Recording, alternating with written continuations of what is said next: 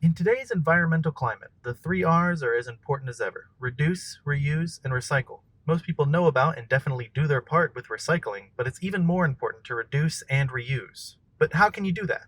Well, let's talk about reduce first. There's a lot of things you can just cut out completely. Plastic water bottles you can replace with a refillable one. Plastic grocery bags, instead you can use a cloth reusable bag. If you're a coffee drinker, make your coffee at home and then use a reusable mug or thermos. You can even buy a reusable straw.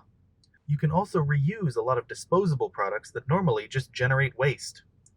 You can use plastic bags as dog poop bags instead of buying them. Buying your clothes and other household items from thrift stores like Goodwill instead of buying new ones. And instead of buying a book, you can see if you can find it at the local library. As you can see, there are a lot of ways you can cut waste out of your life, so always be on the lookout for ways to shrink your carbon footprint, and always remember to reduce, reuse, and recycle. With Sen 10 News, this is Matthew Pszyk.